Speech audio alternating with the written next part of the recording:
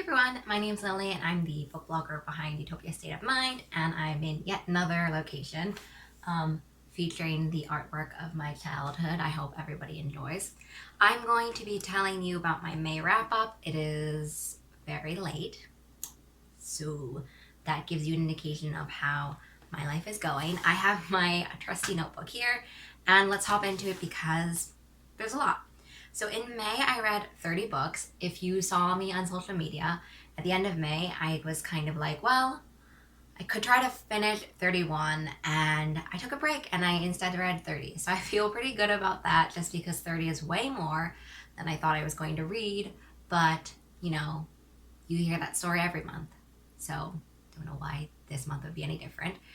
So far in June, I'm reading a lot of graphic novels, so that will increase the number by a lot. So just warning for June. Of the 30 books, 70% of them were written or featured characters, which were Black, Indigenous, people of color characters. So that's pretty good. I'm very happy with 70%. And of the 30 books, 43% of those were with queer authors or queer characters. So I'm also very happy with that. And since May was Asian Pacifica Heritage Month, I calculated how many of those books fell into that, which is also good because I have the Year of the Asian Reading Challenge, which isn't like an official challenge, but it's something that I'm keeping track of now ever since it was an official challenge, and so I'm still keeping track of that. And 50% of my books fell into that category. So statistics-wise, I'm feeling very good about those numbers. May was kind of an intense month for me, especially at the end of May. That was really intense. But I'm really happy with those numbers, and I think that I feel a lot better about the numbers / the overall number if it was kind of paired with a healthy attitude to reading, is how I'm going to describe that. If it was paired together, that would be great, but it wasn't. I think at the middle of May, I was super behind on the things I had to read for June, and that pressure just made me feel like I needed to read so many things for June, and I ended up doing it. But yeah, that's kind of how May was. For June now, I'm trying to keep it really relaxed because I also got to a lot more in May than I thought I would, and so I'm starting actually tomorrow books for July. So I'm not as far in advance as I'd like to be, only about half a month in advance. That's not great, but I'm doing the best that I can. Hopefully June will be better. Graphic novels, as I said, are going to inflate my reading count, I guess, by a lot. I want to do a quick TBR check-in for how I thought my TBR was going to go. I did not finish For the Wolf and Our Violet Ends. I kind of said in my June TBR video that I probably wasn't going to finish Our Violet Ends. Correct. I also did not read For the Wolf because at the end of May, I finished or started reading The Wolf and the Woodsman. I did not realize how similar vibes I would get from The Wolf and the Woodsman and For the Wolf. So I had to put one of them aside for a little bit later, and that happened to be For the Wolf. I want to talk about 4 YAs I really loved, and I actually have 3 of the 4 here, and one of them is coming out soon. So here, it makes more sense for it to look like that. But here are the 4 YAs. I'm going to start with Honey and Ishu's Guide to Fake Dating. I recently posted on Instagram a kind of real mini review. There's 4 reviews of everything on my blog, but Honey and Ishu's Guide to Fake Dating was just so precious, and it combines all of these tropes that I really love, like fake dating and queer relationships, and going through like second chances and looking at people differently, and all of these different things all wrapped up into one. They are just so cute, and I feel like, I wouldn't say they're total opposites, but they definitely have aspects of their personalities which are more opposite than maybe you would notice or maybe expect, for example. So I really loved their dynamic and their relationship dynamic, and it was just such a fun romance that I kind of breezed through. I'm so happy to be promoting and loving and enjoying Adiba's other works. I really loved the Henna Wars, so I'm just really excited and happy that I love this one, and I would definitely encourage you to pick up your copy because it's out now. The next one is Darling by K Ingram. This is the only one I don't have yet. It has not released yet. I have not been a huge fan of Peter Pan retellings. I'm Not a huge fan necessarily of Peter Pan in general, but K Ingram does it so well. I was buddy reading this with Fadwa from Word Wonders, and we both loved the way that Ingram kind of honors the original, transcends the original, interrogates the original, all of these different things. I will get to a disappointing book later in the video, but what I'm looking for from retellings or reimaginings, whatever you want to call it, is not only honoring the elements you'd see in it, but also transcending it, bringing it to a new level, a new aspect, looking at a different way. I want to see something different, see something new, see something that shows you've interrogated the source material. Are you looking at an element that you don't like and for a reason that you don't like, or are you adding a new element? I want to see some sort of critical engagement with it, I guess. And it doesn't have to be super literary, super clever, but I'm saying I want to see not just a straight up retelling of it. And I want to see just something that brings something different to it, I guess, if that makes sense. And Darling was fantastic at this. It took all of these elements in Peter Pan that I didn't really think too much about them when I first was involved with Peter Pan. Sorry, that is my refrigerator noise. But this whole idea of, people creeping in the middle of the night and kids going missing, like all of these different things that maybe in the original you'd be like, oh, it's, Peter Pan. But now you kind of realize, oh, wow, that is scary. That is terrifying. So K Ingram definitely brings a level of intrigue and suspense to it. And it was just unputdownable, right? That's not a really good word, but that's how it felt to read Darling. The next one is Ace of Spades. I'm so happy that I got this edition. I also ordered the Illumicrate debut box, and so I'm happy to have that one. This was actually sent to me by Macmillan.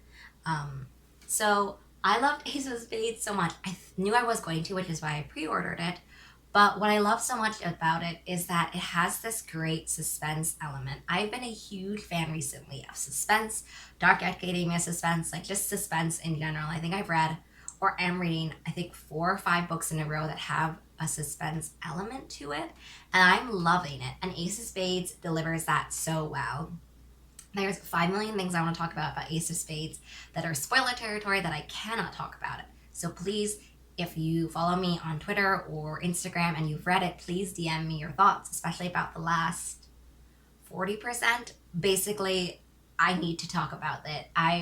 In my review, which is definitely on the sparser side of what I would want to say, just because there's so much that I can't say, but I need to say, basically. So I can't say much about why I love Ace of Spades because it is spoiler territory. But I will say that the characters in it are great, and there's this compelling, captivating mystery and suspense element. And so if you want kind of a thriller, dark academia kind of thing, which, I mean, what does that even mean? But anyway, if you want that, here you go. And the final one of the YA portion is We Can't Keep Meeting Like This by Rachel Lynn Solomon. Rachel Lynn Solomon is an auto-buy author for me. This is how it is. I have loved We Can't Keep Meeting Like This because it felt so relatable to me. So I've shared on social media around release week why it felt so relatable and like cringe emails that teenage people send to their crush, because that was me, like almost in a nutshell. And that was why I loved We Can't Keep Meeting Like This. Solomon does a really great job at looking at OCD representation and how that impacts Quinn's life. And I don't think I'm trying to think about other books that have explored OCD representation, and I honestly can't think of that many off the top of my head. And so this one, I can think of this one, but it's great conversations about mental health, second chance romance kind of vibes, and also trauma and kind of getting over loss and that connection to love. For the adult category, I have 3. Let me just start with the one that I have. It's the Jasmine Throne, this chunky book. I love this so much. It is now out, so go pick it up. I just felt like it is so unhurried while also being expansive and immersive all at once, basically. You never feel like the book is going too slow or too fast. It just feels like perfectly paced. And at the same time, Suri is able to bring you this world that feels so immersive and wonderful and just so beautifully nuanced, I guess. But it was just so beautiful. Oh, I love how my nails kind of match. It was just so beautiful, and it's the beginning of a series, and I just cannot wait. I love the orange. I just love everything about this book. And as I said, Tasha Sori is an auto-buy author, and I go to Tasha Sori books a lot for romance storylines, and this one in it was so beautiful. It's a lot more subtle, I think, than the other books I've read by Tasha Sori, so Empire of Sand and Realm of Ash, but it feels just so beautiful and unhurried, right? That's kind of like the theme for this. The next one is The Wolf and the Woodsman. I just really loved this conceptually and also just the execution. I love standalone fantasies. I love series I just love fantasy, but I appreciated how The Wolf and the Woodsman never felt like it was rushing too close to the end, and never felt like it was one of those standalone fantasies that didn't feel resolved or didn't feel satisfying. The Wolf and the Woodsman just totally was both of those different things, and so I appreciated that so much. I also found the world building very, very interesting. I love this mix of like examining this clash of religions on one hand, and also kind of these monsters on the other hand. And so The Wolf and the Woodsman kind of just came together, and I loved how it was something where I knew the premise and I delivered on what I was expecting, and it delivered on what it said it would do. I feel like that's not a huge ask from a book, but maybe it is. And the last one that I really loved was the Tangleroot Palace Stories. I think that's the full title. This is a short story collection from Marjorie Liu. I have only really been exposed to Marjorie Liu's work with Monstrous, which I love that comic book or that graphic novel so much. And so when I saw this review opportunity for the Tangleroot Palace, I was just so intrigued because Monstrous manages to be something that feels like the world extends so far from what you see on the page. It is so clear that there's so much thought and so much detail to it. And what I love about Monsters is that I can reread it over and over again, because every time I read it, I see something new in it. And I was really excited for this short story collection. And I know I don't normally kind of talk about short story collections, but this one was so good. I cannot pick my favorite one. And it has that same feeling like I got with Monsters, right? You see these characters, and also all of the women in these books, all of the main characters in these short stories were just like so good. But anyway, you can feel that there's just so much more and so many extra layers, I guess, to the characters.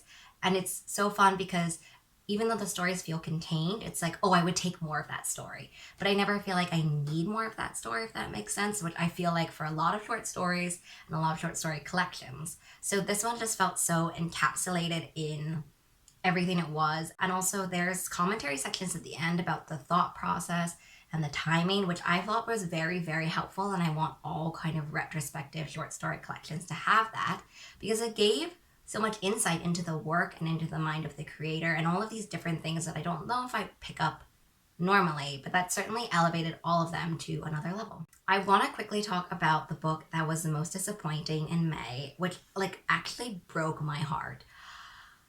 I don't want to talk about it for too long. I have a whole review of it on my blog, which I will link, but I was so disappointed and heartbroken that I did not love The Chosen and the Beautiful.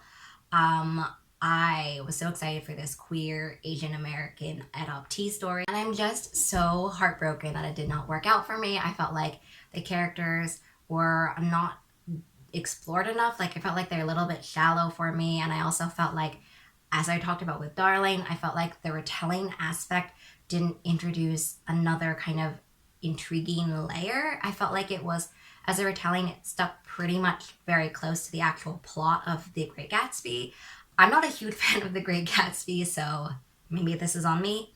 But yeah, and I also felt like specifically the Asian adoptee kind of angle, or the Asian American adoptee angle, which was the part that I really wanted to resonate with me. So I felt like the Asian adoptee angle wasn't really examined as much as I wanted it to be. So in general, super heartbreaking. I gotta go, so I hope to see you next one in my June wrap-up.